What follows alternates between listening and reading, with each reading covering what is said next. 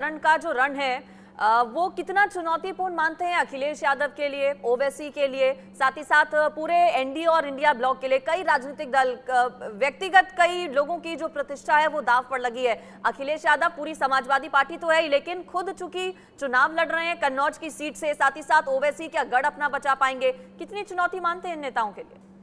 देखिए, निश्चित तौर पर ये बड़ी चुनौती है। और ये आज का जो इलेक्शन है, वैसे भी अगर आप देखिए तो 282-84 आसपास हम लोग के वो सीट्स पर ऑलरेडी इलेक्शन हो चुके हैं। अगर आज इलेक्शन जब पूरे हो जाते हैं 96, तो आप समझिए कि 380-82 के आसपास पूरे इलेक्शंस कंस्टिट्यूएंसीज पर इलेक्शंस हो चुके होंगे। तो ये एक बहुत बड़ी बहुत बड़ा नंबर है जो ऑलरेडी हो चुका होगा आज शाम तक।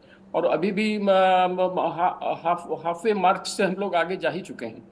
तो निश्चित तौर पर जैसा कि अरविंद जी कह रहे थे, मैं उससे सहमत हूँ कि ये काफ़ी इम्पोर्टेंट फेज है। लेकिन साथ ही साथ हमें यह नहीं भूलना चाहिए कि ये सिर्फ भाजपा के लिए इम्पोर्टेंट फेज है। ये INDIA खेमा के लिए भी बहुत इम्पोर्टेंट है। क्योंकि देखिए, आज जो चुनाव हो रहे हैं उसमें मेजर हिस्सा तो सच पूछिए तो सदर्न साइड में है। क्योंकि पूरा का पूरा आंध्रा आज इलेक्शन हो रहा है, आज पूरा का पूरा तेलंगाना इलेक्शन हो रहा है। जितने कॉन्स्टिट्यूंसी जो मेजर हिस्सा है जो INDA खेमा के लिए, या फिर जो थोड़ा न्यूट्रल भी है, जैसे अब आंध्रा के जो चीफ मिनिस्टर हैं वो INDA से खुल करके तो जुड़े नहीं हैं, लेकिन मोदी जी के साथ भी नहीं है। तो एक ये भी है इनके लिए बहुत इंपॉर्टेंट होने वाला। पूरा का पूरा तेलंगाना होने वाला है, सॉरी, पूरा का पूरा आंध्रा भी होने आंध्र। वाला है, पूरी सीट्स। अच्छा, और उसके अलावा अगर इधर की बात करें जहां भाजपा मजबूत है, तो वहां अभी कम सीटों पर इस बार इलेक्शंस हो रहे हैं। अगर आप बिहार की ही बात कर लीजिए तो 4-5 सीटों पर हो रहे हैं। फिर यूपी में 12-13 सीटों पर चुनाव हो रहे हैं। बंगाल, वेस्ट बंगाल में 8 सीट पर चुनाव हो रहा है। तो मुझे लग रहा है कि ये दोनों के लिए बहुत लेकिन बड़े इंपॉर्टेंट है। चेहरे आज चुनावी मैदान में हैं और उन जी पर हाँ, बिल्कुल। लगातार निगाहें बनी हुई हैं।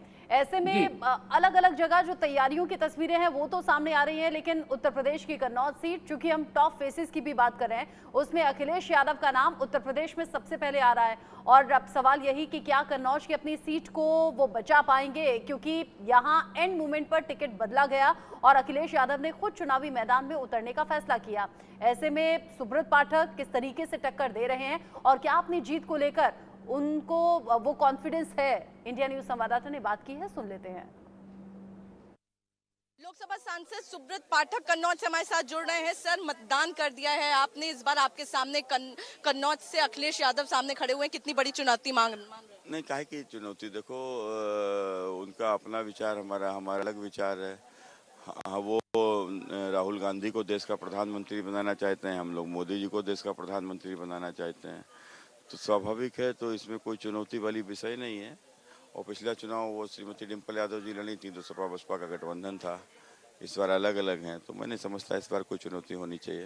और इस बार अखिलेश यादव और राहुल गांधी ने मिलकर चुनाव प्रचार जो है कन्नौज में किया है। वहीं आपसे ये भी जानना चाहेंगे, अखिलेश यादव कह रहे हैं, अपनी सभाओं में भी उन्होंने कहा है कि क्रांति इस बार कन्नौज में देखने को मिलेगी। एक दिन इन्होंने ये भी कहा था कि भाजपा के भाजपा के बूथों पर लोग नहीं मिलेंगे। और जब वो कन्नौज आए थे तो इनकी कुर्सियों पर बैठने वाले लोग नहीं मिले। पिछली बार मार्जिन जो है वो 13,000 का रहा था, क्या लग रहा है इस बार क्या होगा? नहीं, इस बार देखो, आप मान के चलो कि जो दिखाई पड़ रहा है जमीन पे, उसमें बड़ी विजय की ओर भाजपा अग्रसर है। सर, अगर कन्नौज की बात करें तो क्या कुछ मुद्दे होंगे, आपका क्या विजन है कन्नौज को लेकर? देखो, कन्नौज को लेकर निश्चित रूप से जो विकसित भारत का जो संकल्प है उसके तहत कन्नौज भी आएगा।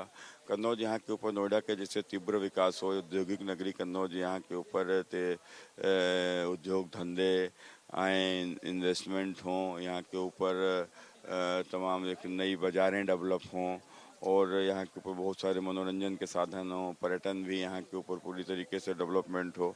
तो कुल मिलाकर जिस प्रकार से इतनी कनेक्टिविटी आज मजबूत हो गई है कन्नौज की, तो ये सब हो सकता है। हम लोगों ने एक औद्योगिक नगरी भी यहाँ के ऊपर पास की है। मेरा आखिरी सवाल रहेगा, भाजपा लगातार कह रही है अब की बार 400 पार, क्या लग रहा है कितना हो पाएगा, क्योंकि चौथा चरण अब शुरू हो गया है? नहीं, देखो, आप मान के चलो कि जिस प्रकार से जो लहर जमीन पे दिख रही है, कोई लहर को यहीं थोड़ी ना है, तो पीछे से चलते हुए आ रही है। तो अब जैसे जैसे चुनाव बढ़ता चला जा रहा है, वैसे वैसे आप थोड़ा मोदी जी की लहर बढ़ती चली जा रही है। तो आखिरी आते आते आते 400 पार आप होना सुनिश्चित मान के चलिए। ठीक है, बहुत बहुत शुक्रिया। सुब्रत पाठक जी को आप सुन रहे थे कन्नौज से, और साफ तौर पर उनका ये कहना है कि लहर जो है वो अभी भी देखने को मिल रही है, और जैसे जैसे चौथा चरण आया है वो लहर जो है और बढ़ती जा रही है, और इस बार भाजपा 400 पार जो है वो करने जा रही है। कैमरा पर्सन अनीश के साथ आरजू सेठ, इंडिया न्यूज, दिल्ली। बिल्कुल, देखिए उत्तर प्रदेश की 13